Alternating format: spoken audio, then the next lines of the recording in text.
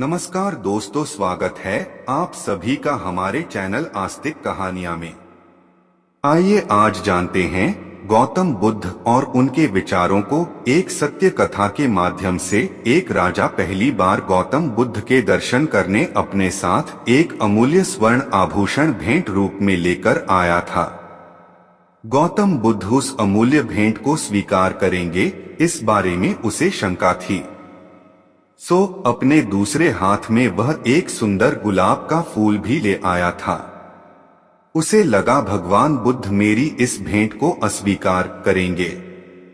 गौतम बुद्ध से मिलने पर जैसे ही उसने अपने हाथ में रखा रत्नजड़ित आभूषण आगे बढ़ाया तो मुस्कुराकर बुद्ध ने कहा, इसे नीचे फेंक दो। राजा को बुरा लगा, फिर भी उसने वह आभूषण फेंककर दूसरे हाथ में पकड़ा हुआ गुलाब का फूल बुद्ध को अर्पण किया, यह सोचकर कि गुलाब में कुछ आध्यात्मिकता, कुछ प्राकृतिक सौंदर्य भी शामिल है। बुद्ध इसे अस्वीकार नहीं करेंगे। लेकिन फूल देने के लिए राजा ने जैसे ही अपने हाथ आगे बढ़ाए, बुद्ध ने फिर कहा, इसे नीचे गिरा दो। राजा परेशान हुआ। वह बुद्ध को कुछ देना चाहता था, पर अब उसके पास देने के लिए कुछ भी बचा नहीं था।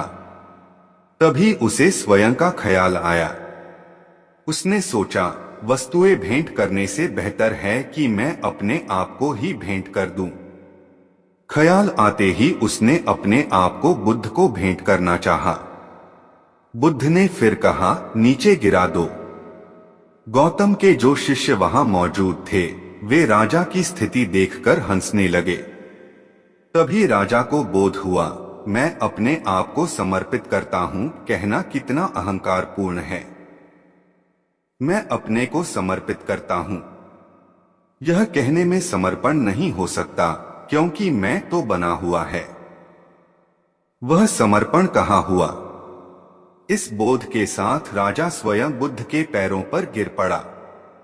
यह देखकर बुद्ध ने उसे अपने गले से लगा लिया और कहा, आज से तुम मेरे हो और मैं तुम्हारा। यह देखकर सभी भावुक हो गए। कथा का सार यह है कि खुद के समर्पण भाव से ही सच्चे और पूर्ण संत की प्राप्ति होती है। जो अच्छे बुरे, लाभ हानि, अपना पराया के संकीर्ण भाव से मुक्त हो जाता है, उसे ही सच्चे और पूर्ण संतत्व की कृपा से ईश्वर का दर्शन होता है। और ऐसी ही सत्य कथा कहानियां सुनने के लिए हमारे YouTube चैनल आस्तिक कहानियां को सब्सक्राइब करें। आप सभी का बहुत बहुत धन्यवाद।